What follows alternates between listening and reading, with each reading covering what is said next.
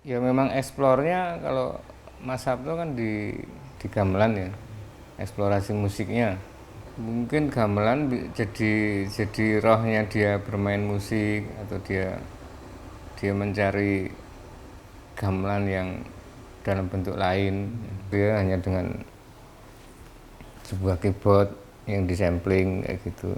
Dan samplingan pun samplingan yang sangat minimal kan karena keterbatasan teknologi. Ya, dia memang seniman murni yang ora kudu sinau not balok kayak gitu, ora kudu sinau nada kayak gitu. Kalau awal-awalnya itu malah zaman musik kaleng zaman dulu kan, nah itu kan basicnya apa, waktu Mas Sabto SMA dibuat musik kaleng kayak gitu kan, itu bener-bener alam ya, basicnya lebih ke alam. Ya pada saat itu ekstrim juga kan, orang bermusik 3 hari 3 malam kayak gitu kan ekstrim gitu. Tapi ternyata ya oh simple ya, kita bisa ngakalinya begini begitu.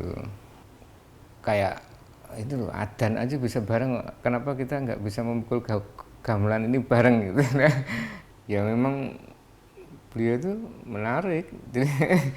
Karena pada waktu itu kalau dibilang di pentas sendiri aja penontonnya banyak gitu. Padahal dia pentas sendiri cuman mencet keyboard. Tapi itu sudah jadi magnet.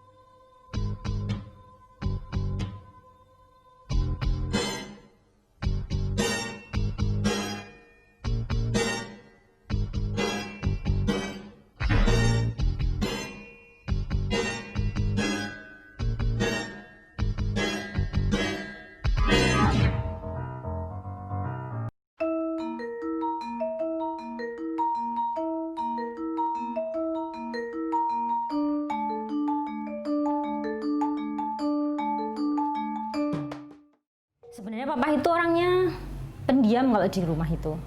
Dia tidak banyak omong. Tapi kami bertiga sebagai anak-anaknya itu kadang sadar nggak sadar kalau mau tanya sesuatu pasti ke beliau. Gitu. Contohnya kalau aku pribadi, aku bergabung di komunitas GM16, komunitas yang dibikin sama papa itu. Begitu lulus kuliah, papa terus nawarin aku untuk bergabung di komunitas ini. Ketika SMA itu rambutnya gondrong, rambutnya panjang, padahal ada peraturan di sekolah itu bahwa tidak boleh, laki-laki tidak boleh mempunyai rambut panjang. Beliau sekolah di SMA 3, Jogja.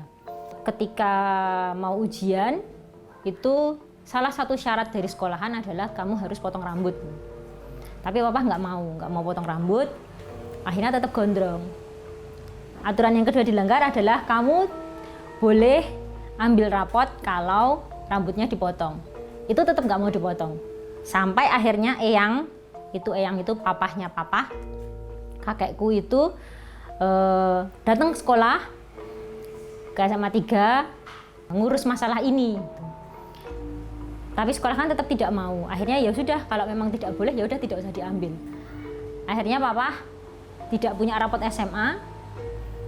Walaupun begitu, beliau tetap tidak punya ijazah SMA. Walaupun begitu beliau tetap daftar di Asdrafi, Akademi Seni Drama dan Tari, dan masuk di sana.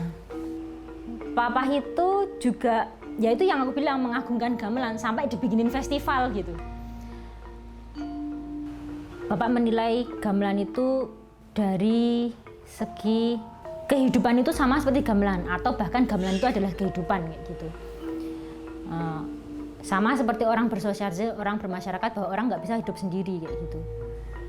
Bukannya bergantung, tapi kamu perlu orang lain ada di situ kayak gitu. Ketika memainkan gamelan, kami lebih merasakan apa itu tepo seliro, kami lebih merasakan apa itu menghargai orang lain ketika dia memainkan, ketika dia berbicara. Kami juga ngerti kapan harus mendengarkan. Waktu saya kecil bawah 5 tahun, bawah 5 tahun itu belum ada kaset. Bayangkan tahun 58, 59, tahun 60 itu kan belum ada kaset. Yang ada tape reel besar dan di rumah nggak ada. Paling piringan hitam kalau mendengarkan musik itu di rumah nggak ada piringan hitam. Itu jadi. Yang ada di rumah itu cuma radio. Dan waktu itu belum ada radio swasta. Jeronimo itu belum ada, apa RB gitu belum ada. Yang ada RRI. Dan kalau nyetel radio yang terdengar itu RRI Jogja, RRI Surakarta, RRI Semarang atau RRI Purwokerto. Dominan Gending Jawa. Itu setiap hari, bawah 5 tahun saya belum sekolah itu setiap hari yang masuk telinga saya itu Gending Jawa. Tapi, nah, bapak saya ada di situ bapak saya. Itu suka mindah ke SW2 tuh channelnya, terus mendengarkan BBC, VOA, radio Australia, di Melbourne itu radio apalagi radio Belanda. Sehingga yang terdengar dari sana tuh Mozart, Beethoven, Chopin. Jadi di sini Gending Jawa, di sini klasik barat, Mario Lanza, Funiculi. Jadi satu gitu, jadi saya jadi gado-gado sampai sekarang. Jadi saya siap menerima merah maupun putih, merah maupun hijau, hitam maupun putih, kuning maupun biru gitu. Enggak cuma pilih salah satu, semua mau saya terima.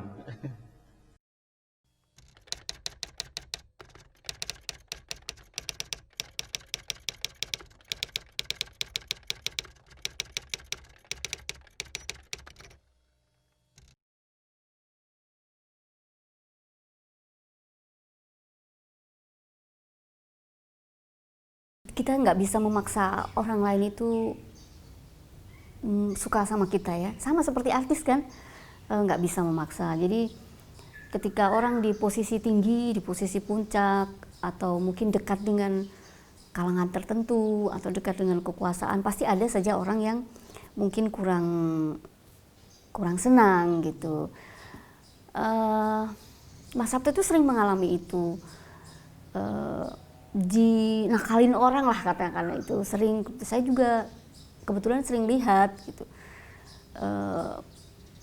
tanda tangan berapa tapi tersebarnya di media angkanya lain, sehingga menimbulkan polemik. Misalnya, you terima anggaran sekian kok hasilnya cuma begini, yang disebutkan di media seperti itu, padahal sebetulnya kami lihat sendiri tanda tangannya berapa. Yang marah itu biasanya kami yang tahu duduk persoalannya. Mbak, kita harus ketemu media ini, kita jelaskan begini. Setiap kali kita dihantam suatu fitnah atau sesuatu yang enggak benar gitu, pasti kami itu pengennya ada klarifikasi dari Mas Sabto. Tapi Mas Sabto itu enggak begitu. Oh rasah. Wes ben wae. Jadi kan nanti namanya Simbah jadi jelek beh gitu. Yo wes ben wae mengko lak yo wong ngerti dhewe. Sing elek yo ngerti, sing wis ngerti aku lak yo engko ngerti dhewe. Padahal kita tuh udah wah panas banget ini. Panas banget gitu. Jadi hebat gitu menurut saya bisa mengendalikan ini. Termasuk yang parah itu yang di Jakarta itu. Sampai sekian puluh juta rupiah itu diambil oleh pihak yang tidak semestinya mengambil. Kita mau protes itu Mas Sabto tuh bilang nggak usah gitu. Kasihan karena ya itu nanti akan jadi kacau di sana gitu. Jadi begitu hebatnya, jadi beliau itu justru tidak pernah memikirkan namanya akan rusak, dia memikirkan orang lain yang nanti kalau kita protes yang kena Bapak itu, kalau kita meluruskan yang kesenggol Bapak itu gitu. Jadi lebih baik beliau yang rusak namanya. Tapi dia menyelamatkan beberapa orang itu sehingga namanya tetap aman. Hebat menurut saya, hebat. Dan satu hal, setiap kali kita mau bikin event, itu kami disuruh tanya dulu, tolong dicari ada event apa aja di bulan Juni, Juli, Agustus. Jangan sampai kita mengganggu mereka. Itu bedanya, padahal kita sering diganggu orang lain. Kita mau bikin event, itu orang lain nyelo-nyelo gitu ya. Tapi kalau Mas Sabto tuh justru sering, oh itu udah ada event ini ya, kalau gitu kita jangan di situ deh gitu. Kasih jeda gitu, kasih jarak gitu, seminggu atau apa, nah mau hari apa nih gitu. Jadi dia begitu apa ya, beliau tuh sangat menghargai orang lain untuk memberi kesempatan orang lain untuk juga ikut eksistensi.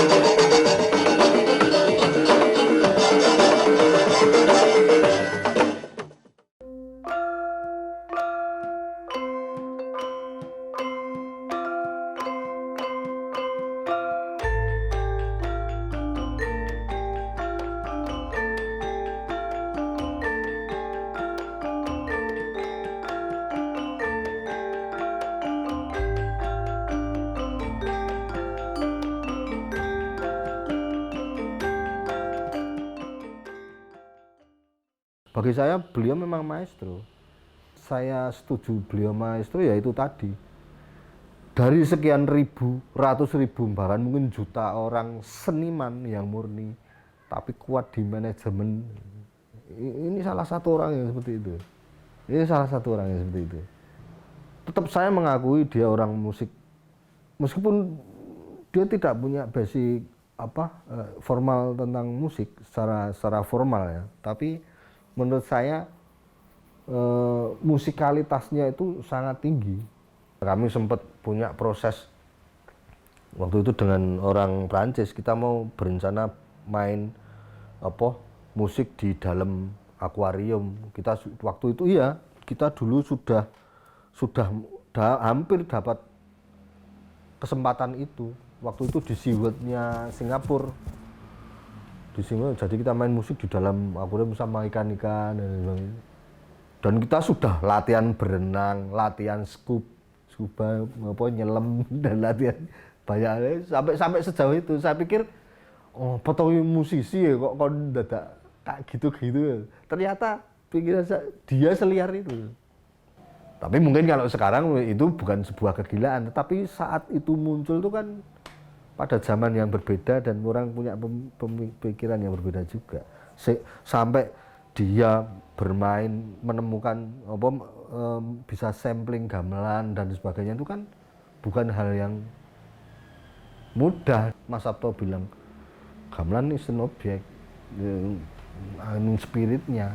Jadi spiritnya di situ kan kita yang paling penting adalah ngumpulin orang, ya pemainnya, ya kreatornya, mungkin kreasi tukang bikin aransemen, apa komposernya atau apa, penontonnya yang memang dia datang dan suka dengan gamelan meskipun dia tidak bermain, dan juga penikmat yang lain ya, atau orang yang sebenarnya suka gamelan neng dia tidak datang, neng dia ngerti. Itu yang coba kita semua masukkan. Dengan begitu ketika kita itu kumpul semua, orang jadi tepos liro kan, jadi saling no. Oh ternyata gamelan itu masih kayak gini toh di sini. Oh kayak gitu toh di sana. Oh bisa jadi itu toh di sana. Nah, itu yang terjadi. Dan sekarang terbukti apa-apa yang mereka lakukan itu terbukti. Makanya saya berani bilang, sampai kapan ada orang yang ngomong gamelan bakal hilang?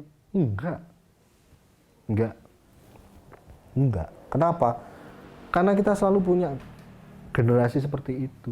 Meskipun mungkin dengan interpretasi yang berbeda, dengan keinginan yang berbeda, dengan pemahaman atau dengan mungkin dengan keliaran yang berbeda juga mungkin dengan waktu ketika mbah-mbah kita, nenek moyang kita bikin gamelannya itu. Tetapi secara fisik dan insya Allah menurut saya secara spiritnya itu tadi nggak bakalan hilang. Dia itu angin. Jadi mau ada yang jadi api, jadi tanah yang keras, api yang membara, yang menyala-nyala, yang semangat, kemudian tanah yang orang yang keras seperti tanah, atau orang yang seperti air yang kadang-kadang mengalir lembut, tiba-tiba bisa dahsyat ngamuknya kalau seperti itu. Dia selalu jadi angin, bisa menyusup kemana aja. Angin bisa masuk ke air, bisa masuk ke tanah, bisa masuk ke api.